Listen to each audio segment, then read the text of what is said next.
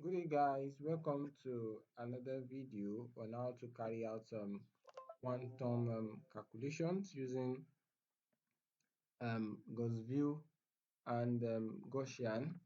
So, in the last class, on the last session, we learned how to set up our molecules or how to set up how to set up our calculations on molecules using Gauss-View. But now we are going to see, or today's video, we are going to carry out a practical overview of what we learned in the last class. We are going to carry out a practical session on what we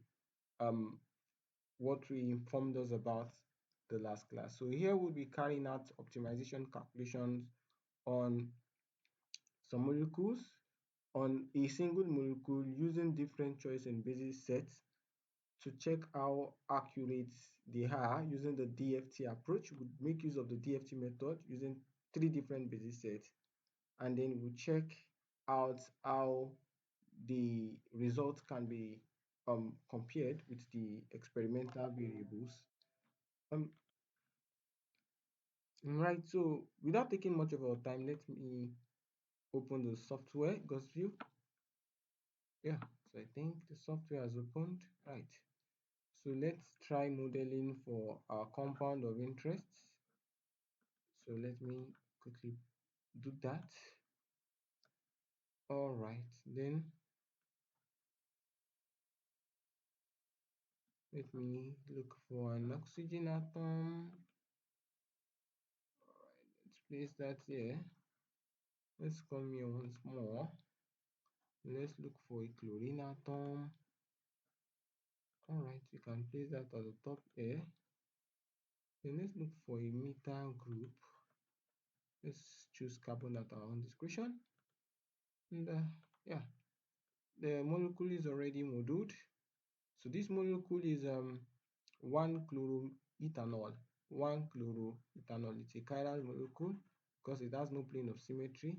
It's the central carbon is attached to 4 different functional groups.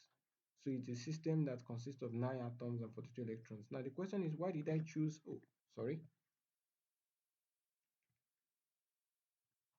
escape. And the question should be, why did I choose this compound? The reason why I chose this compound is because it has fewer number of electrons. 42 electrons is still fair enough. So it's still fair enough because the more bulkier the electronic system, the longer our calculation takes. The longer the calculation takes. The longer the calculation takes. So that's the reason why I decided to use a very small electronic system to showcase or to practicalize based on what we've learned previously. So we are going to set up our molecule for calculation. And how do we go about that? I told us in the last class we can go about that using two different routes. You can either come here, select, and also select Gaussian calculation setup, or we can use our keyboard by clicking on Ctrl plus G.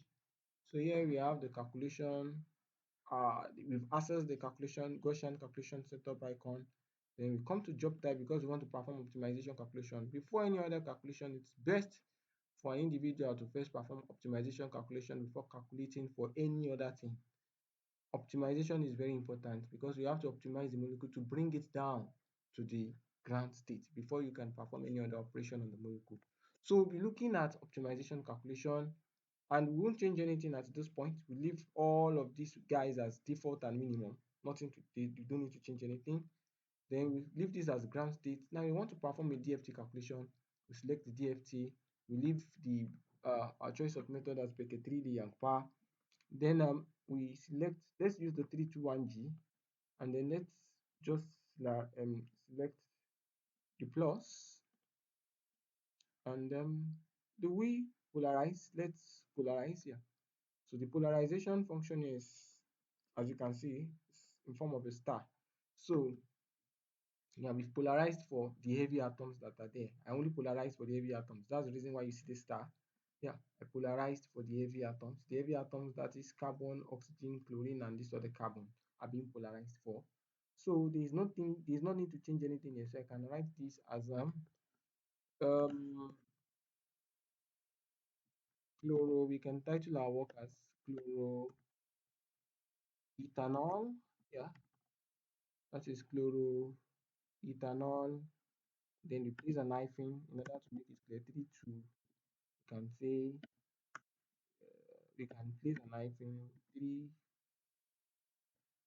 or we can place it in a bracket. Maybe I should place in a bracket and replace 3, sorry, 3 hyphen 2 at about written 3 hyphen 2 1, then capital letter G. So that's being done. I have a reason why I saved it as that. I also press on Control C. I have a reason for clicking on Control C. I will show us the reason why. Then we come to link. Then perhaps I want to change the processors into 4 processors to make the calculation very fast. So then I can come to what else again? I think, yeah, I think that's all. I don't need to add any more thing. We leave every of those guys as defaults. We don't change anything there. Then I come to preview. Then I think after I must have done that, yeah. Then I can come to, yeah, let's come to submit. Yeah, then I like to save. But where do I want it to save? I can come to, I have a Gaussian folder already opened on my system, but I want to save this particular folder in a different I want to save this particular calculation in a new folder. So how do I go about that? I think I should come to my computer. No, should I? Yeah, I think. Or users document or user. Maybe you should come to user. Then I come to desktop. Then I can create a new folder. And what should we name the folder? Let's name the folder chloroethanol. Chloroethanol. So yeah, and after naming the folder, then yeah,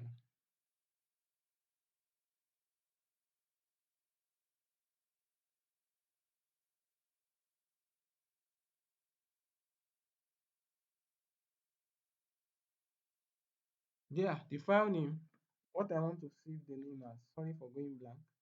I have not yet saved the file. The reason why I copied the other time was because I knew that this was still going to pop up. I want to save this file now. So I will paste the name of the file from that title, the name I have titled it initially. So I paste here, so we can see it has popped up. Then I click on save. It is asking me a question. Notify when the job has finished. I click on yes. Now let's see what happens. Can we say the calculation has started on the molecule? So um Gaussian has started performing the calculation on our molecule. Right.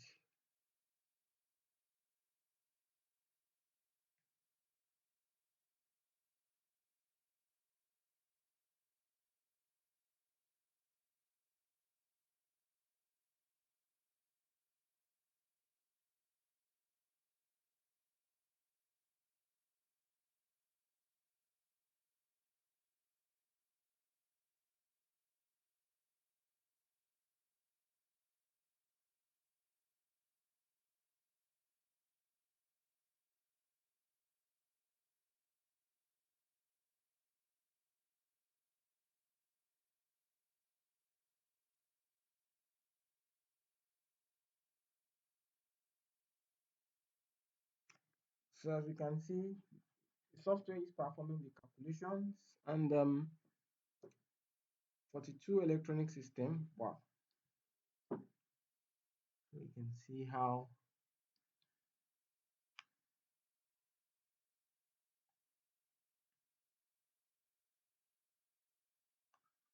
maybe in the next 2 or 3 minutes the calculation will end up.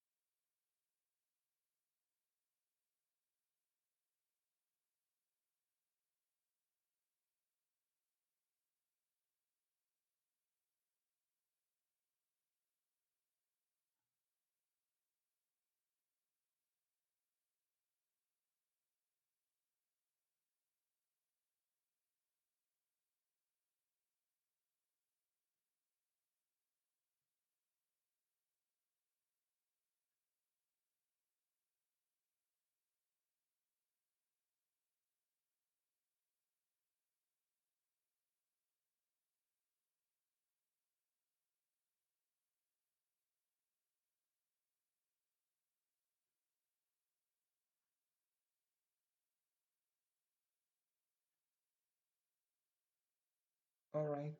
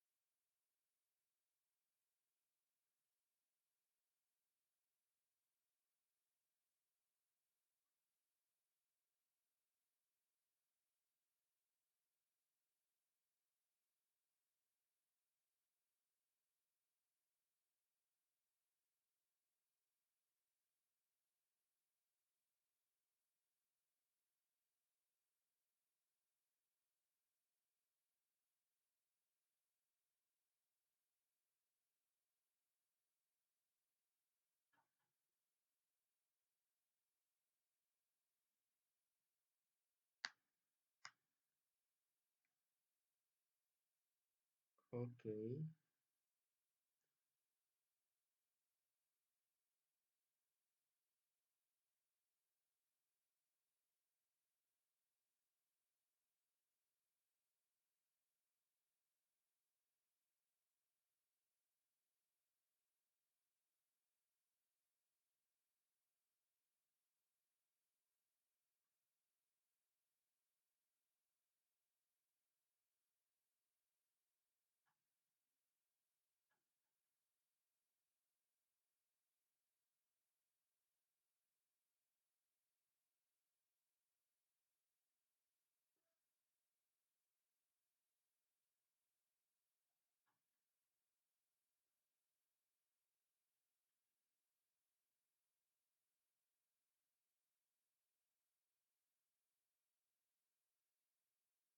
It's taking longer than expected, but we have to exercise patience,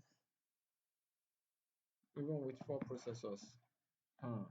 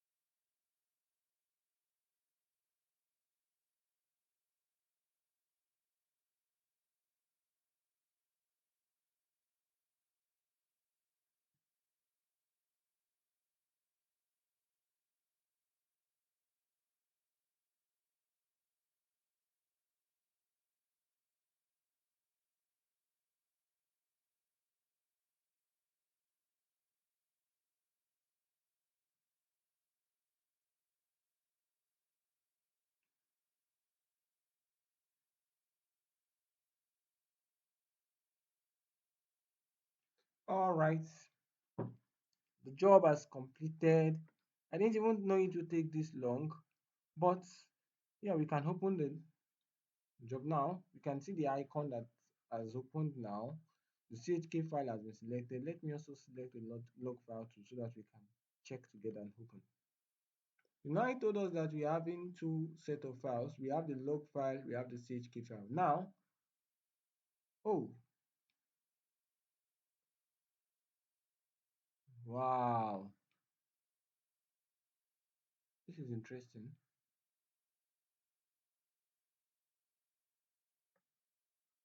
Okay, I'm seeing something unusual here, like the hydrogen bond, the chlorine bond has broken. Aha. On the log file, while on the CHK file, we have the chlorine bond still intact. All right, this is interesting. One of the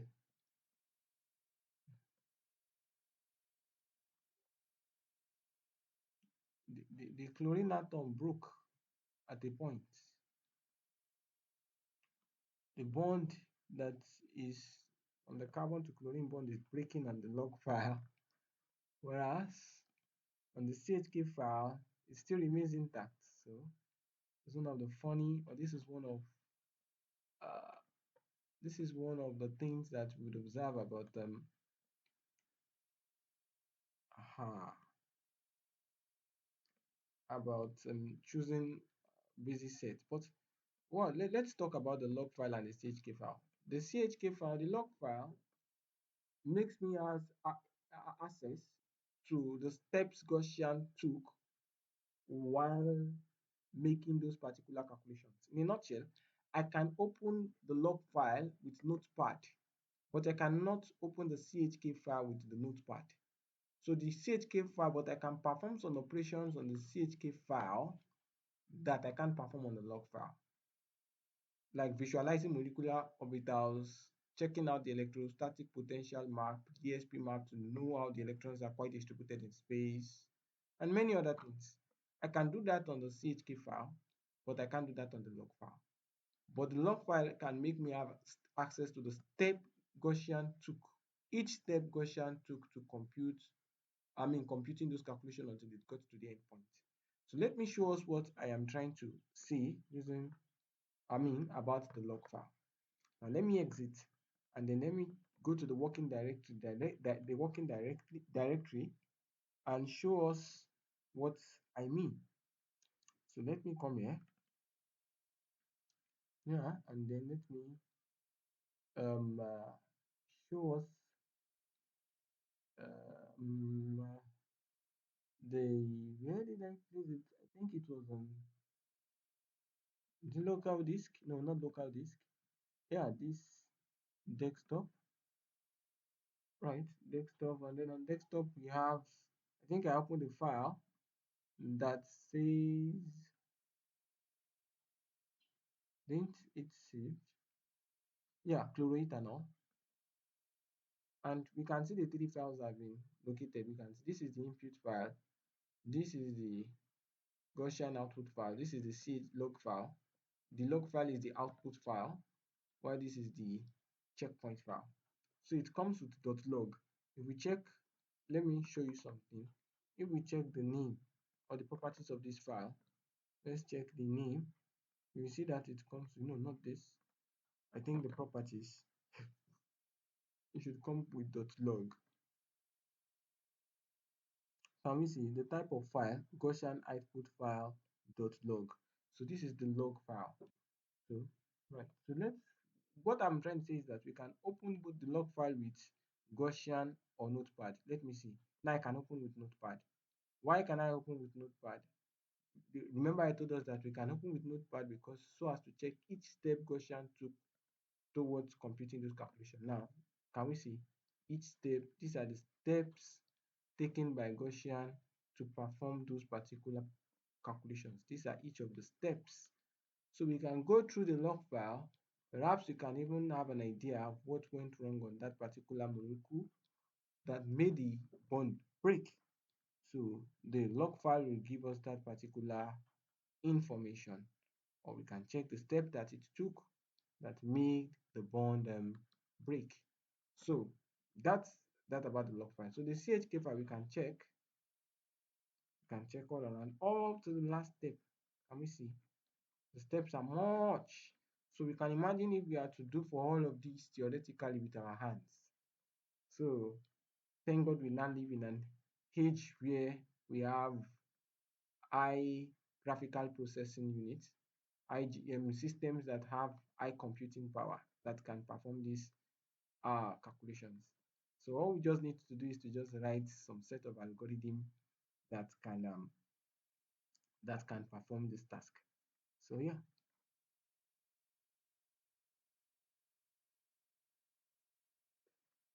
okay. Can we see how long it is?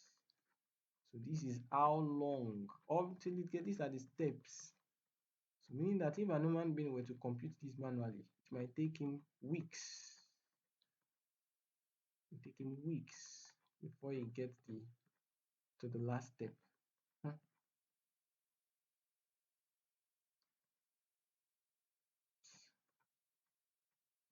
So I want us to just see until we get to the very end. Perhaps maybe I should stop scrolling so we can come down to the very end. So this is where the calculation ended. At this point, this is where the calculation ended. And one thing that is very interesting about Gaussian is that after performing calculations, they place a quote at the end of the every calculation. So this is the computation. This is the job computational time. This is the job central processing unit time. So it might be different in our own realm. In our own realm, a job might take 3 days, but the CPU realm, it might take a day. So according to the CPU, based on the CPU calculations, the CPU calculation on the CPU, the calculation might just be a day or 22 hours, whereas you spent 3 days performing that particular calculation. So it's quite that's where quantum mechanics is. It's very interesting. So yeah, so that's that about the log file. Then the CHK file. You see, once I open the CHK file, it just takes me automatically to Gaussian. It opens Gaussian straight. It opens it up straight. So I can perform several operations on this CHK file. So yeah, I can do a lot of things. I can come down to results. Can you see the results now? Can you see a lot of things are now accessible for me to check? I can check the charge distribution. I can check the atomic properties. I can check the bond properties. I can check the surface contours. I can check the molecule group table, and yeah, not more. I can even check the summary of the results. If I want to check the summary of the result, I can just click on this and then let's see. Does it have a dipole moment? Yes. Wow, has a large dipole moment. That's 1.947004. So this gives us that particular summary. That is the root mean square gradient norm 0.0007 at So the unit for anything electronic energy, the energy here is also computed in Atri energy. So the energy here is in Atri. So this is the basic set that we did. Calculation type, can we see optimization calculation? This is the file type is the CHK. This was the basic set that we used to carry out the calculation. The charge, the spin is a singlet state. So it's very interesting. So the molecule has no charge. So we can see that the charge on it is 0.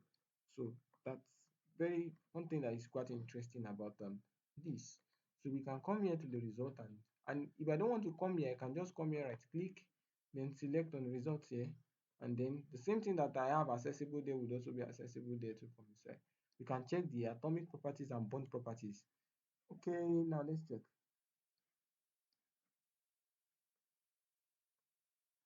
You can show the number. You can even show colors. We can check the color boxes to look at the color range, symmetric range, and then fixed range. So we can uncheck these boxes. You can see that they are confusing us. Yeah. If we want the number, it can show us the number. We can check the bond length between the carbon to chlorine is very long. The carbon to hydrogen here is long. Perhaps maybe that is the reason why that one it broke on the log file because of the unusual, the abnormal length. Perhaps that's the reason why it broke. So you have the 1.477, 0.994. So these are the bond length. If I desire to show colors, you see that a wide range of colors would be fixed. You can see 1.87, very large. It's a long bond length. The color range is even very green, it's pure green. So you have 1.44. 1.44 is intermediate, is greenish too. Yeah, so 1.5, you can see the color too. The hydrogens are short, 1.0s, and yeah. So we can check a lot of things under um that. So we can also come to, let's come to result again. Let's look at the atomic properties. We can check what are the properties of the atom. So yeah, and check that 1.00, hydrogen 7 is 1.00. This is carbon 1 is 6.00. So this is also 6.00. Is that 17? I'm saying 17.00. We can check. I think the numbers that are attached to that. So we can choose to change the color. Our color ranges here. We check that everything changes. We check the symmetry range color, okay, fixed range color. Yeah. So it gets quite that's one of the amazing aspects about this. Let's close. And I can come here. I think the result again, term properties. Let's close. So let's come again to results. We have the bond properties, you have the charge distribution. Let's check the charge distribution. Let's check the number of the charge. Okay, look at the charge distribution. 2.0, is that 0. I can't see clearly. 0.294, 0.432. So these are the distribution of the charges. Let's color them by range so that we'll be able to identify. Wow. So we can check, or we can note the ones that are negative and the ones that are, wow, minus 0.002. That's the oxygen. So we can check a lot of things using this. We can do a lot of things on this particular software. So it gets interesting. So on this note, I would like to just stop here. So our next video would be how to carry out this quantum calculation using another basis set, the double zeta basis set 631G. Thank you.